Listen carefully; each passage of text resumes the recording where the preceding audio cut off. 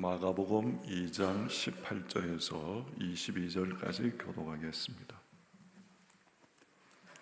요한의 제자들과 바리새인들이 금식하고 있는지라 사람들이 예수께 와서 말하되 요한의 제자들과 바리새인들의 제자들은 금식하는데 어찌하여 당신의 제자들은 금식하지 아니하나이까?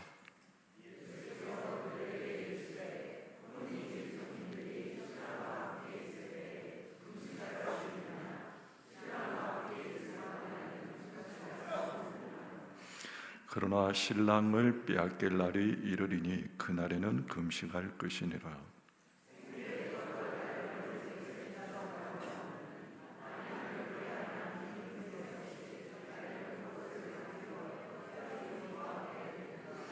이 12절 함께 읽겠습니다. 새 포도주를 낡은 가죽 부대에 넣는 자가 없나니 만일 그렇게 하면 새 포도주가 부대를 터뜨려 포도주와 부대를 버리게 되리라. 오직 새 포도주는 새 부에 넣느니라 하시니라. 아멘. 명절이 있는 주간인데 잘 지내셨습니까? 금요일 날 교회 오니까 여기가 내가 있어야 할 아버지 집이네, 그렇게 느껴지십니까? 이렇게 교회 오면 평안하시고 하나님이 주시는 그 은혜가 있습니까? 잘 오셨습니다. 서로 한번 인사하겠습니다. 사랑합니다. 은혜 받으십시오. 네. 본당 2층에도 많이 오셨는데 한번 비추어 보시죠.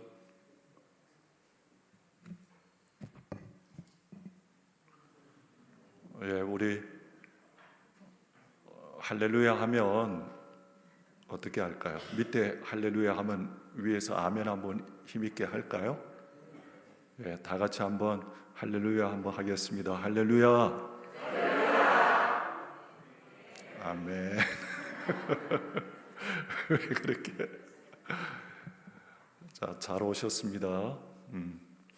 자, 오늘 암송 구절은 오직 새 포도주는 새 부대에 넣느니라. 우리 다 같이 한번 함께 읽겠습니다. 오직 새 포도주는 새 부대에 넣느니라. 아멘. 한 번 더 하겠습니다. 오직 새 포도주는 새 부대에 넣느니라. 아멘. 새 포도주는 새 부대에, 이 구절은 교회 밖에서도 아주 많이 인용되는 그런 성경 구절 가운데 하나입니다. 물론 정치나 사회 하는 사람들이 사회적으로 성경 구절을 인용하는 것은 바람직하죠. 근데 사회가 사용하는 이 의미와 성경의 원래 의미는 비슷한 것 같지만은 깊이가 완전히 다릅니다. 보통 정치 사회에서는 세대를 교체하고 새 인물의 필요성을 역설하면서 선거 때 상당히 많이 등장합니다. 새 시대에는 새 인물이 필요합니다 하는 뜻으로 새 포도주는 새 부대에, 이렇게 많이 얘기를 합니다. 또한 어떤 일을 개혁할 때도 자주 등장합니다. 행정이나 조직을 개편할 때에 옛 제도로는 새 정책을 못 담는다. 그렇기 때문에 새 포도주는 새 부대에 담아야 한다. 이렇게 이야기합니다. 기업이나 사회에서도 많이 사용합니다. 옛 방식으로는 새 시대에 못 따라간다. 그래서 혁신과 변화가 필요하다 할 때에 새 포도주는 새 부대에 담아야 한다. 이런 뜻으로 사회에서는 종종 많이 얘기를 합니다. 근데 궁극적으로 예수님이 말씀하신 이 새 포도주는 정책도 아니고 조직도 아니고 복음입니다. 물론 이 말씀은 세상에서 사용하는 그런 모습으로 적용할 수는 있습니다. 오늘 예수님께서 새 포도주는 새 부대에 이 말씀을 하셨는데, 예수님은 이 땅에 오셔서 사람들을 위로만 하신 것이 아닙니다. 놀랍게도 예수님은 자주 충돌하셨습니다. 안식일 문제로 충돌하셨고, 금식 문제로 또한 사람들과 논쟁하셨고, 죄인들과 식사로 충돌하셨습니다. 예수님이 죄인들과 함께 식사할 때 바리새인들은 비난했습니다. 죄인의 친구구나. 선생인 줄 알았더니 형편없는 죄인들과 어울리는 사람이구나. 이렇게 이제 비난했습니다. 또 예수님은 율법 해석에서도 많은 충돌이 있었습니다. 자, 그런데 오늘 말씀은 금식 논쟁 속에서 나온 말씀입니다. 사람들이 예수님께 묻습니다. 요한의 제자들은 금식하고 바리새인들도 금식하는데 왜 예수님의 제자들은 금식하지 않습니까? 이 질문을 합니다. 예수님의 제자들은 슬퍼 보이지도 않았고 금욕적인 분위기도 아니었습니다. 오히려 함께 먹고 마시며 기뻐하고 있었습니다. 사람들은 혼란스러웠습니다. 그래서 이렇게 질문합니다. 예수님, 왜 당신의 제자들은 금식하지 않습니까? 왜 당신의 신앙은 우리가 알던 종교와는 이렇게 다릅니까?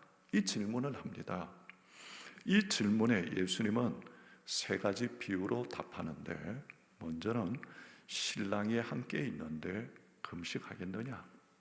혼인잔치 이야기를 합니다.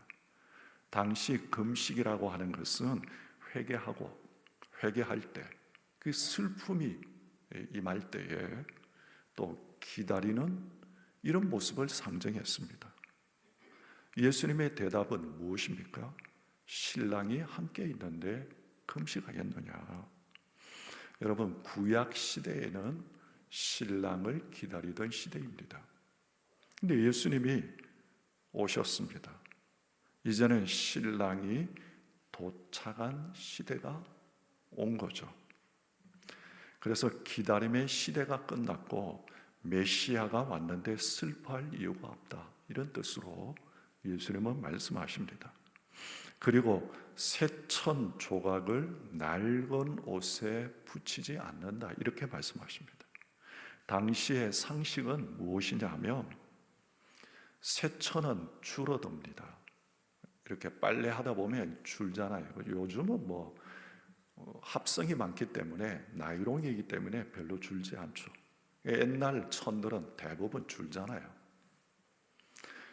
그런데 이 새 천을 낡은 옷에 붙여가지고 그러면 세탁하면 어떻게 되냐면 그 낡은 것이 찢어진다는 것입니다.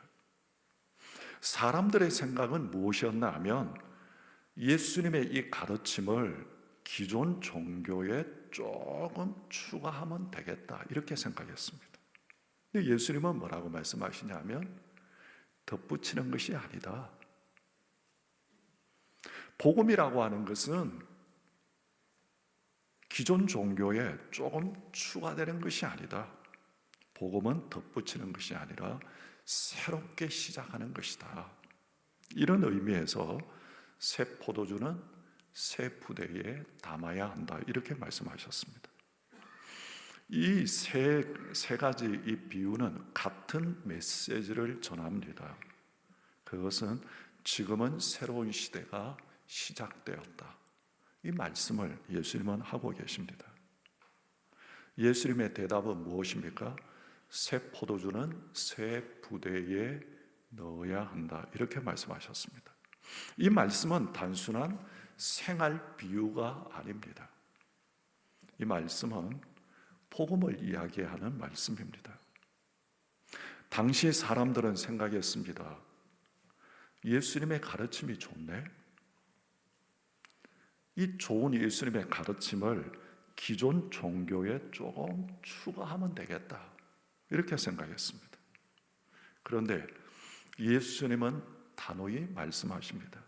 새 천은 낡은 옷에 붙이지 않는다. 새 포도주는 낡은 부대에 넣지 않는다. 자, 마가복음 2장 21절 한번 보겠습니다. 우리 함께 읽겠습니다. 생배 조각을 낡은 옷에 붙이는 자가 없나니 만일 그렇게 하면 기운 새 것이 낡은 그것을 당기어 헤어짐이 더하게 되느니라. 예수님이 하시고자 하시는 메시지는 이겁니다. 복음은 덧붙이는 것이 아니다. 로이드 존스 목사님은 이렇게 말합니다. 기독교는 종교가 아니다. 종교는 무엇입니까? 사람이 이제 우리가 하나님을 추구하면서 신을 찾아 위로 올라가는 것이 종교입니다. 그래서 인간이 하나님을 찾는 그것이 종교의 길입니다. 그래서 종교는 어디에서 시작하냐면 인간이 시작합니다. 그래서 나의 행위와 공로로 신이 원하는 자리까지 이루고자 하는 노력을 행하는 것이 종교입니다. 그래서 인간이 하나님께 신께 가려고 하는 이 노력, 대부분의 종교들은 다 그렇습니다. 내가 선을 행하고 이 나의 어떤 노력을 통해서 하나님이 기뻐하시는, 신이 기뻐하시는 그 경지까지 이루고자 하는 그것이 종교입니다. 근데 복음은 어떻게 시작됩니까? 위에서부터 내려오는 것입니다. 하나님이 시작하신 것입니다. 하나님이 인간을 찾는 것입니다. 그래서 종교는 무엇을 내가 해야 하느냐 이 질문을 던집니다. 근데 복음은 무엇이 이미 이루어졌는가를 묻습니다. 여러분, 예수님이 십자가에서 이렇게 말씀하셨습니다. 다 이루었다. 기독교는 무엇을 더하는 종교가 아니라 이미 이루어진 구원을 믿는 복음입니다.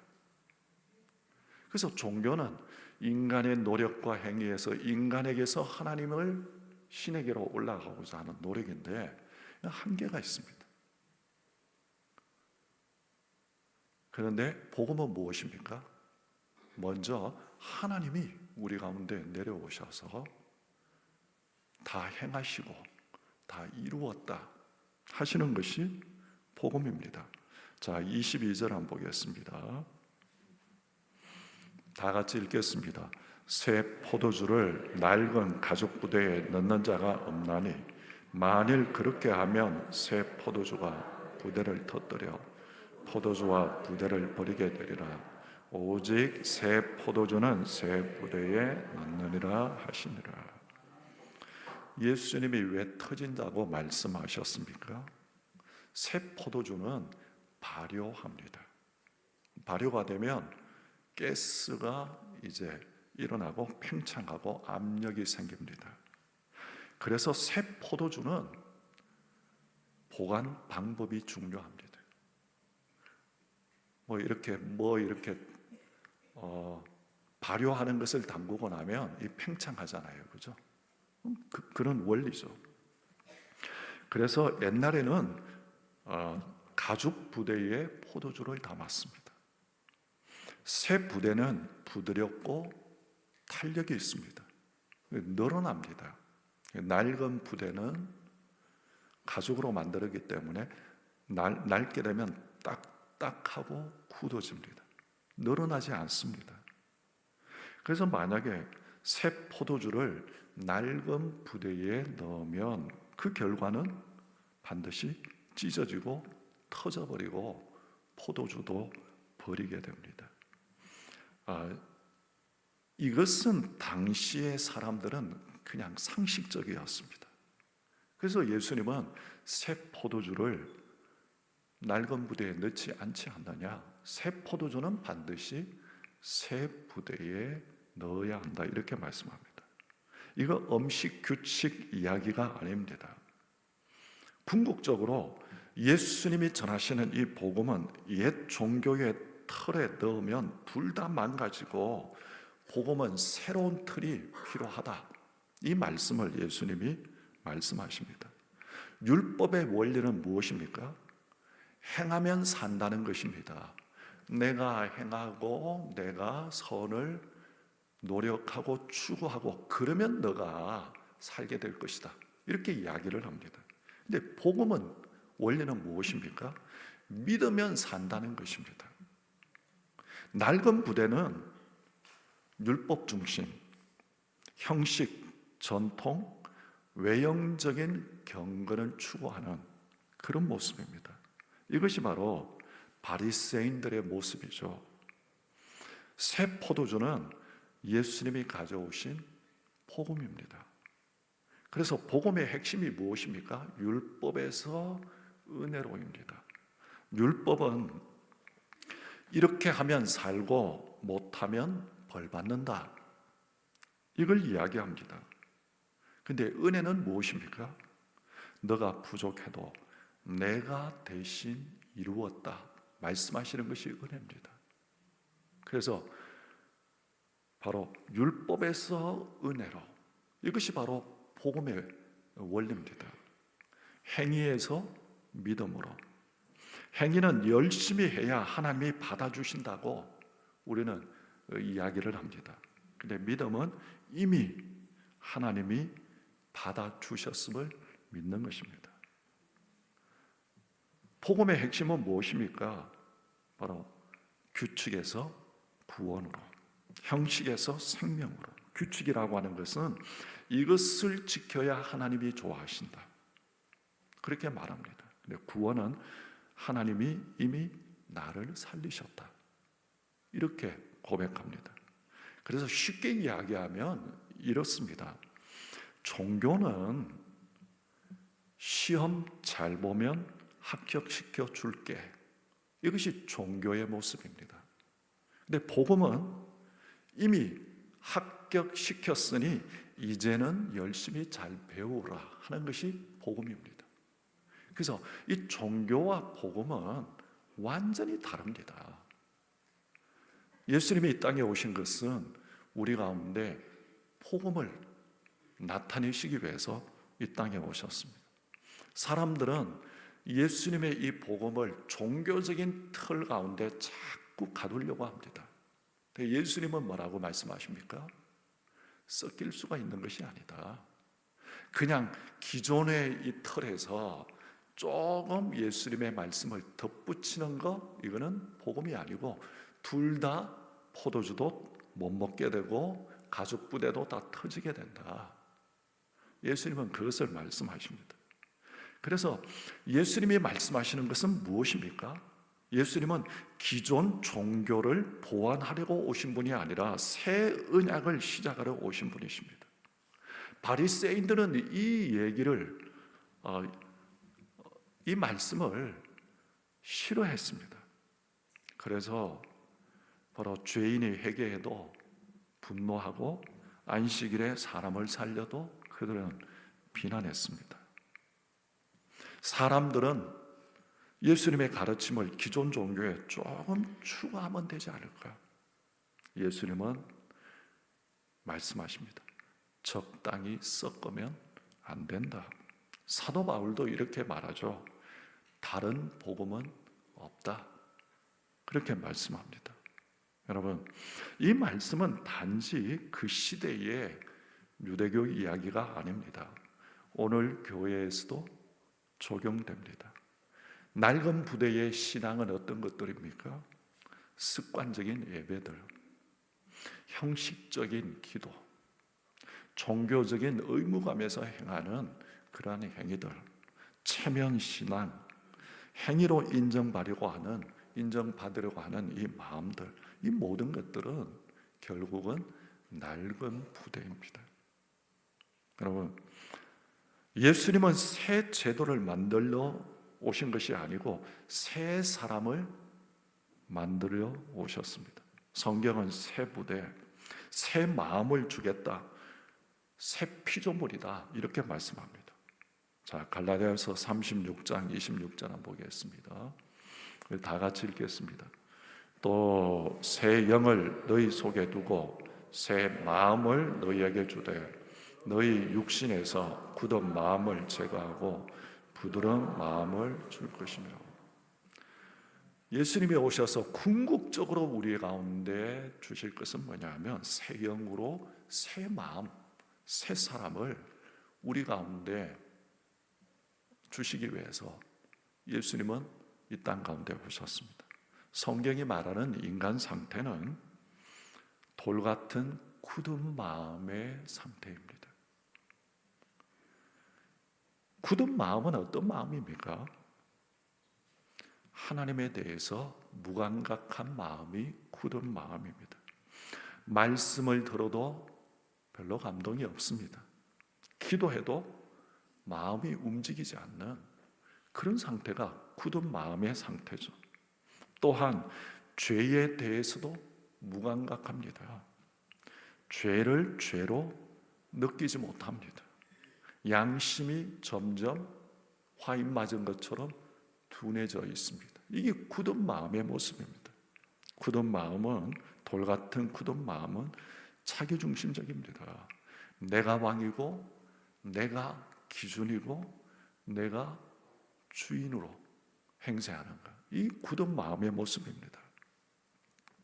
궁극적으로 굳은 마음은 하나님을 싫어하게 됩니다. 겉으로는 종교적일 수 있습니다.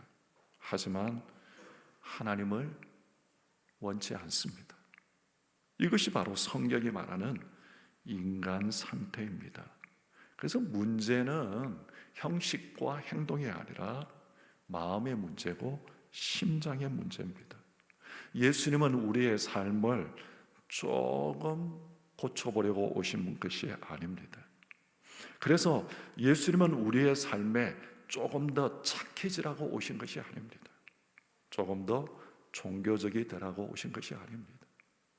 그러면 복음이라고 하는 것은 예수 믿고 조금 더 그동안 그거보다는 착해지고 조금 더 종교적인 삶을 살고, 이것이 복음의 원리가 아닙니다. 복음은 궁극적으로 완전히 새 사람이 되라고 우리 가운데 주신 은혜입니다. 기존의 옛사람의 틀은 그냥 남겨 놓고 예수 믿기 때문에 조금 더 착해지고, 이것이 아니라 궁극적으로 완전히 우리를 새롭게 하기 위해서 예수님은 이 땅 가운데 오셨고, 그것이 바로 복음입니다. 자, 고린도전서 5장 17절 다 같이 읽겠습니다. 그런즉 누구든지 그리스도 안에 있으면 새로운 피조물이라, 이전 것은 지나갔으니 보라 새 것이 되었도다. 그래서 기독교는 이렇게 이야기할 수 있습니다. 기독교는 개선이 아니고 보완이 아닙니다. 조금 도덕 향상이 아닙니다. 한마디로 이야기하면 기독교는 재창조입니다. 새로운 피조물이라고 하는 것은 고쳐진 사람이 아니라 예수 그리스도 안에서 다시 시작된 사람을 말합니다. 그래서 신분과 중심이 복음 안에서 바뀐 것입니다. 죄인에서 의인으로, 하나님과 원수된 자리에서 이제 하나님의 자녀됨으로, 옛사람에서 그리스도 안에 있는 새사람으로 바뀐 것이 복음의 은혜입니다. 한 사람이 오래된 자동차를 샀습니다. 차는 낡고 고장이 많았습니다. 근데 이 사람은 이렇게 말합니다. 괜찮아. 외형만 멋지게 바꾸면 새 차처럼 보이겠지. 그래서 돈을 들여가지고 새 페인트 칠하고 새 타이어 넣고 새 시트 갈고 오디오 장착하고, 그 모습은 완전히 바뀌었습니다. 이 차는 정말 멋져 보였습니다. 근데 문제는 뭡니까? 시동을 걸자 여전히 덜컹거리고 고장이 납니다. 왜 그렇습니까? 엔진은 그대로였기 때문입니다. 겉은 새 것인데 속은 옛 것입니다. 결국은 깨닫게 되는 거죠. 수리가 아니라 이 엔진 심장을 교체해야 되는 거구나. 여러분, 이것이 바로 종교입니다. 겉만 바꾸는 것이 종교입니다. 하지만 복음은 무엇입니까? 주님은 우리의 삶에 페인트 칠하러 오신 것이 아니고 심장, 우리의 마음 근본을 새롭게 엔진을 바꾸려고 오신 것입니다. 그래서 예수님은 뭐라고 말씀하냐면 새 포도주는 새 부대에 담아야 한다. 모르는 사람들은 기독교는 그냥 이렇게 살던 사람이 예수 믿고 조금 도덕적으로 선해지고 뭐 그런 개념으로 합니다. 근데 예수님은 그렇게 얘기하지 않습니다. 복음이라고 하는 것은 새 포도주는 새 부대에 담는 것이다. 우리의 삶의 심장 근원이 완전히 옛사람에서 새사람으로, 죄인에서 의인으로 바뀌어지는 그 사건이 복음의 사건이라고 말합니다. 그래서 예수님은 우리의 삶에 조금 들어오셔서 좌정하시는 것이 아니라 우리 전체를 새롭게 하시기를 원하십니다. 복음은 완전히 새롭게 만듭니다. 성령님이 들어오셔서 온전히 마음의 방향을 하나님 쪽으로 바꾸시는 것이 복음입니다. 사람은 겉을 고쳐서 변하지 않습니다. 성경은 내면 중심이 바뀌어야 한다고 말씀합니다. 그래서 하나님이 하시는 일은 죄를 깨닫게 하시고 예수님을 믿게 하시고 성령님을 우리 마음에 모시게 하시고 마음의 방향을 바꾸시고 삶이 바뀌게 하시는 것, 이것이 바로 하나님이 우리 가운데 행하시고자 하시는 일입니다. 그래서 순서가 밖에서 안을 바꾸는 것이 아니라 우리의 내면이 바뀌고 그 다음에 우리의 삶이 바뀌는 것이, 이게 순서입니다. 그러면 성령님은 정확하게 무엇을 우리의 삶에서 바꾸시기를 원하십니까? 그것은 먼저 하나님이 싫던 마음이 성령님을 통해서 하나님을 찾는 마음으로 바꾸십니다.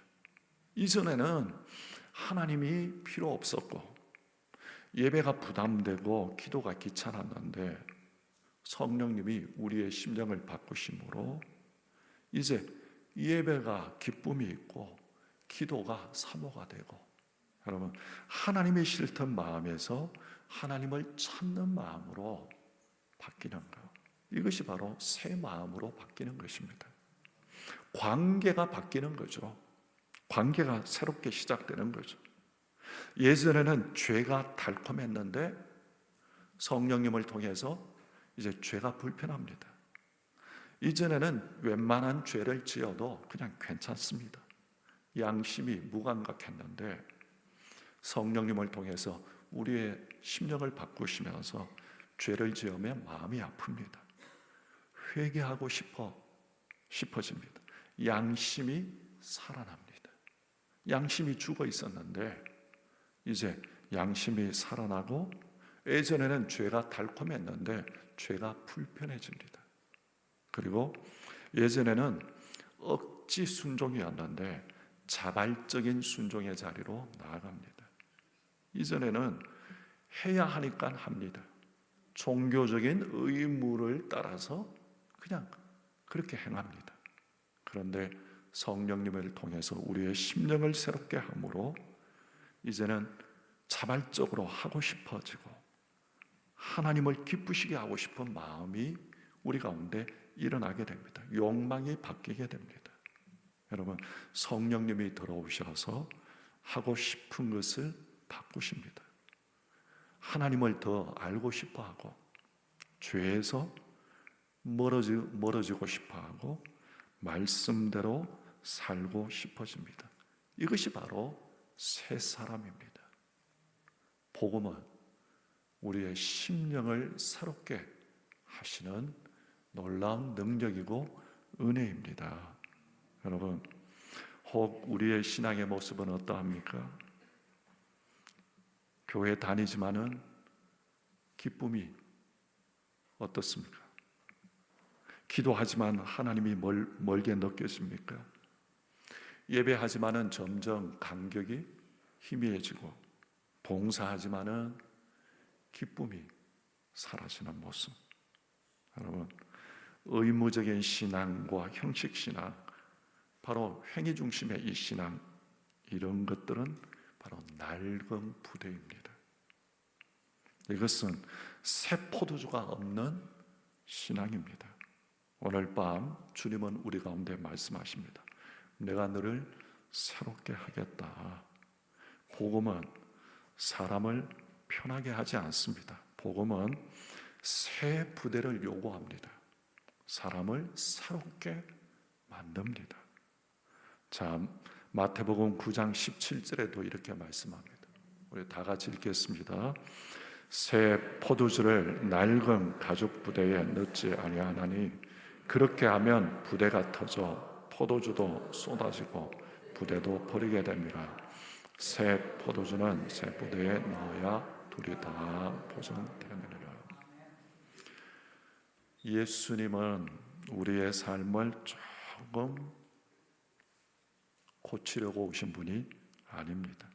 완전히 우리를 새롭게 하시기 위해서 오셨습니다. 예수님은 말씀하십니다. 새 시대는 새 마음이 필요하다.